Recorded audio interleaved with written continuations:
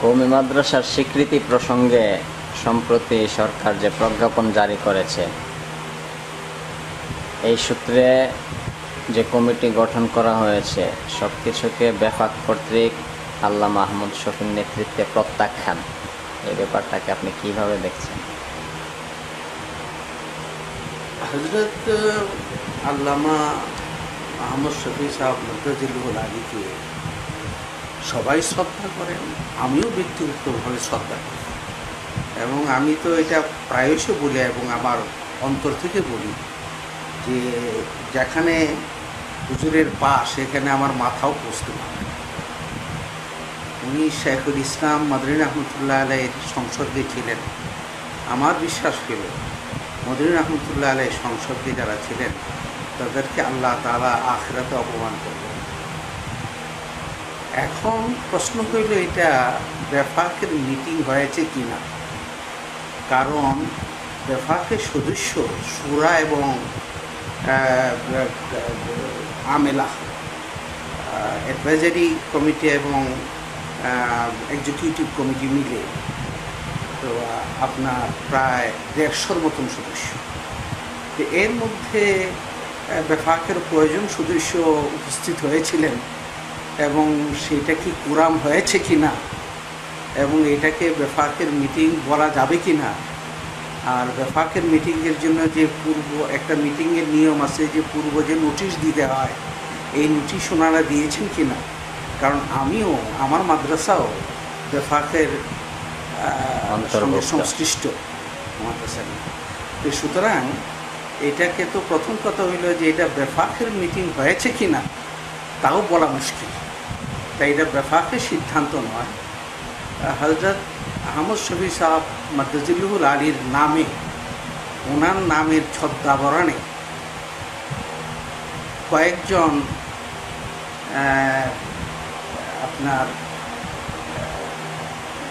জামাত শিবিরের দ্বারা প্রভাবান্বিত লোক, এটা তাদেরই চাপায়ে দেওয়া একটা সিদ্ধান্ত বলে আমার মনে হয়। তো আল্লামা আহমদ শফি সাহেব এই প্রজ্ঞাপন সম্পর্কে বেফাকের সেই মিটিংয়ের আগে অবহিত এবং তিনি নিজেই সিদ্ধান্তগুলো দেন, এ ব্যাপারে আপনি কি নিশ্চিত না? এটা আমার প্রশ্ন না, কেন প্রশ্ন হলো সারা বাংলাদেশের আলেমই কথাটা বলেন যে হুজুর অনেক সময় যে সমস্ত কথা বলেন অনেকেই পরবর্তীতে এই কথাগুলিকে বিকৃত করে, তাই হুজুর কি কথা বলেছেন এটা তো যেহেতু আমরা জানি না। এটা অনেক ক্ষেত্রে হয় যে হুজুর অনেক সময় কথা হুজুরের নামে চালিয়ে দেওয়া হয়, এটা কি হয়েছে কি হয় না এটা তো তারাই বলতে পারে। তাছাড়া হুজুরের যে বয়স, সেই বয়স অনুযায়ী কি আপনি মনে করেন যে বেফাকের কমিটির যেসব সিনিয়র এবং তরুণ সদস্যবৃন্দ আছেন তাদেরকে সঠিক নীতিমালার ভিত্তিতে পরিচালিত করা, নিয়ন্ত্রণ করা, হাটহাজারী মাদ্রাসা পরিচালনা করা এবং স্বীকৃতির এদিক সেদিক সব মিলিয়ে চিন্তা করা, এই বয়সটা কি এই বয়সে হুজুরের সব কিছু করতে সামর্থ্যবান মনে করেন? হুজুরের বয়স নিয়ে আমি কোনো প্রশ্ন তুলতে চাই না, কারণ আমি শুনেছি যে হুজুর এখনও বুখারী শরীফের দার্স দেন। তবে অ্যাডমিনিস্ট্রেটিভ বিষয়ে, প্রশাসনিক বিষয়ে যে শারীরিক সক্ষমতার দরকার, এই শারীরিক সক্ষমতা এই বয়সে হুজুরের কতটুকু আছে আমি এ ব্যাপারে মন্তব্য করতে পারছি না, কারণ সাধারণভাবে দেখা যায় এই বয়সে মানুষের অনেক শারীরিক সক্ষমতাই দুর্বল হয়ে যায়।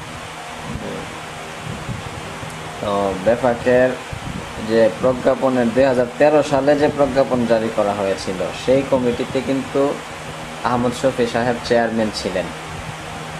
তো এখনকার কমিটিতে হুট করে তিনি চেয়ারম্যান না, আপনি আহ্বায়ক হলেন এবং মাওলানা রুহুল আমিন সাহেব সম্ভবত তো এটা কি হুজুরের প্রতি যে শ্রদ্ধা সম্মান আপনার, সেই দিক থেকে তাকে সর্বোচ্চ পদে রাখার একটা ব্যাপার ছিল না, বা সমন্বয়ের সূত্রে এখনো কি এই কমিটিটাকে কোআপ করার কোনো পথ আছে? হুজুরের প্রতি শ্রদ্ধা বশতই এই কমিটিতে হুজুরের নাম লেখা হয়নি, কারণ হুজুর হইলেন মূল কমিটিটা, এটারই হুজুর শ্রদ্ধেয় চেয়ারম্যান হিসাবে আছে। আর এই প্রজ্ঞাপনে এই কথা উল্লেখ করা হয়েছে যে ওরই ধারাবাহিকতা এই কমিটিটা করা হয়েছে। তাই এই কমিটিতে আপনি দেখছেন কোনো চেয়ারম্যান করা হয়নি, একজনকে আহ্বায়ক করা হয়েছে। সুতরাং যে কেউ বুঝতে পারে যে এখন যদি আমরা হুজুরকে সব ধরনের কমিটিতেই চেয়ারম্যান হিসেবে রাখি, এটা তো হুজুরের শ্রদ্ধার প্রতি আলংকারিক পদ এবং তাকে ব্যবহার করা, হুজুরের তো শ্রদ্ধা পোষণ করা হবে না, এটা বরং তো হুজুরের অবমূল্যায়ন হবে। আর একটা ব্যাপার হইল, এটা কোনো নতুন নীতি বিষয় না। ওই কমিটি, আগের কমিটি যেটা খসড়া তারা আইন তৈরি করেছিলেন, সে আইনটাকে যাচাই বাছাই করার জন্য অতি অল্প সময়ের একটা কমিটি গঠন করা হয়েছে। আমরা এটা বলতে পারি এটার মর্যাদাটা একটা উপকমিটির মতো। সুতরাং এইখানে এবং আগের কমিটির ধারাবাহিকতা এই কমিটি, তাই দেখা যায় এই কমিটিতে যারা আগের কমিটিতে ছিলেন তারাই আছেন। আমি তো এই প্রশ্নটা আমার কাছে খুব বালখিল্য মনে হইল যে সব জায়গায় যদি না হুজুরকে, তাইলে আপনার পোশাক কমিটিকেও হুজুরের নাম দিতে হবে। তো এর যে বেফাকের যে দুইজন এই কমিটিতে রাখা হয়েছে, তাদের সঙ্গে কি আগে আলোচনা হয়েছে বা তারা জানতেন?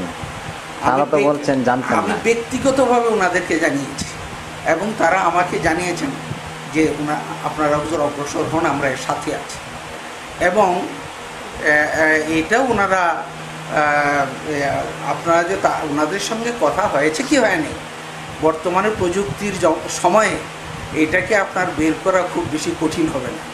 ওনার সাথে কি কথা হয়েছে ওনাদের সাথে, এটা আপনারা একটু তথ্য নিলেই আপনারা এই কথাটা পরিষ্কার হয়ে যাবে। আচ্ছা, তো বেফাকের সম্পৃক্ততা যদি আপনারা চানই স্বীকৃতি প্রসঙ্গে, এবং এটা অবশ্যই চাওয়া উচিত যেহেতু দেশের 80% মাদ্রাসা তারা নিয়ন্ত্রণ করেন, তো সেই সূত্রে কমিটিতে বেফাকের যে দুইজন প্রতিনিধি রাখা হয়েছে, সেটা কি আপনাদের পছন্দে না বেফাকের পছন্দে? প্রথম কথা হইলে আমি এটা প্রতিবাদ করছি যে 80% মাদ্রাসা বেফাক নিয়ন্ত্রণ করে। মাদ্রাসার সংখ্যা কমি, মাদ্রাসা শেষ যে আন্দাজ করা হচ্ছে প্রায় 20,000-এর মতো। বেফাক নিজেই বলেন তাদের সঙ্গে আছেন 5-6 হাজারের মতন। তো বাকি 15,000 কি 80%? না, এই 5,000 80%। তাই আমি কথাটার সঙ্গে একমত নই আপনার। দ্বিতীয় জিনিস হইল যে যেহেতু পূর্বে কমিটিতে ওনারা বেফাকের প্রতিনিধি হিসেবে আছেন, তাই এটা আমাদের পছন্দের বিষয়ের প্রশ্ন না। কারণ পূর্বের কমিটির ধারাবাহিকতাই বললাম যে এটাকে ধরে নেন একটা উপকমিটির মতো। আচ্ছা, তো আপনি বাংলাদেশের একজন আলেম সমাজের বিশেষ ব্যক্তি হিসেবে এবং আহমদ শফী সাহেবও এর চেয়ে আরও অনেক বড় ব্যক্তিত্ব হিসেবে আপনাদের মধ্যে কি সরাসরি ফোনে কোনো যোগাযোগ, বৈঠক এগুলো হয় না?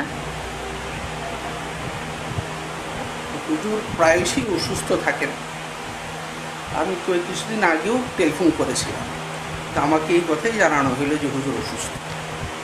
তাই হুজুরের সাথে কোনো ঘন ঘন যোগাযোগ আমার হয় না, মাঝে মাঝে হুজুরের সাথে আমি আলাপ করতে চেষ্টা করি। বিশেষ পরিস্থিতিগুলোতে, যেমন সরকারের পক্ষ থেকে প্রজ্ঞাপন জারি হয়েছে, এই প্রজ্ঞাপন বিষয়ে এবং এই প্রজ্ঞাপনের দিকগুলো বিষয়ে আসলেই হুজুর অবগত কি না, এই ব্যাপারটা অন্তত আপনি নিশ্চিত হওয়ার মতো যোগাযোগের প্রয়োজন আপনি বোধ করেন না? নাকি যোগাযোগ করতে চাইলে সেখান থেকে? বোধ করি এবং বোধ করেছি বলেই আমি হুজুরকে টেলিফোন করেছিলাম, কিন্তু দুর্ভাগ্যবশত আমি জানতে পারলাম, আমাকে জানানো হলো হুজুর অসুস্থ। তো একজন অসুস্থ মানুষকে আর কত কষ্ট দেয়। তো সরাসরি একদিন চলে যাওয়া যায় না এই সমস্ত গুরুত্বপূর্ণ বিষয়ে? আপনি তো দেশের দূর দূরান্তেও যান, তো উনি কোথায় আছে? অসুস্থ হলে অসুস্থ ব্যক্তিকে তো দেখা সুন্নত, সেই সূত্রে দেখতে যাওয়ার তো একটা ব্যাপার ছিল। আমি আপনার সাথে একমত, এবং এই জন্যই আমি গিয়েছিও। এখন যাইনি, এর আগে। কিন্তু আমাকে সকাল থেকে নিয়ে প্রায় আসর পর্যন্ত বসে রাখার পরে বলা হইল যে হুজুর এত অসুস্থ যে হুজুরকে সাক্ষাৎ করা সম্ভব না। অথচ আমি হুজুরের ড্রয়িং মানে মাদ্রাসার যে অফিস রুম, এতে আমাকে যাওয়ার পরে বসায় রাখা। তাই এই এই দুঃখজনক ঘটনা তো আমি বলতে চাই না। আচ্ছা, তো এখন যুগ যুগ ধরে চাওয়া কওমি মাদ্রাসাওয়ালাদের, লাখ লাখ আলেম এবং কওমি মাদ্রাসা ছাত্রদের যে আকাঙ্ক্ষাটা বাস্তবায়ন হওয়ার পথে, সেটা শেষ পর্যায়ে এসে যাতে বাধাগ্রস্ত না হয়, সেই সূত্রে কোনো না কোনোভাবে আহমদ শফি সাহেবের সঙ্গে আপনার একটা সরাসরি বসার ব্যবস্থা কি আপনার পক্ষ আমি থেকে? নিজেও চেষ্টা করছি এবং আপনাকে অনুরোধ করব, আপনি যদি এই ধরনের বা যে কেউ এই ধরনের একটা যদি বসার ব্যবস্থা করেন, তা আমি এর জন্য কেবল সম্মতই নই, আমি তার প্রতি কৃতজ্ঞ থাকব। আমরা আওয়ার ইসলাম 24.com এর পক্ষ থেকে চাচ্ছি কওমি মাদ্রাসা শিক্ষা সনদের সমন্বয়, উদ্যোগ, সমন্বয় এবং স্বীকৃতি এই প্রসঙ্গে একটা গোলটেবিল বৈঠকের আয়োজন করতে। তো এই ব্যাপারে কি আপনি উপস্থিত হবেন? এবং আমি এটাকে একটা ভালো উদ্যোগ মনে করি, জি, কারণ কোনো বিষয়ে সব দিক নিয়ে আলোচনা হওয়া দরকার। জি। তাই আওয়ার ইসলাম যদি এই ধরনের উদ্যোগ নেন, তা আমি এই উদ্যোগকে সাধুবাদ জানাই।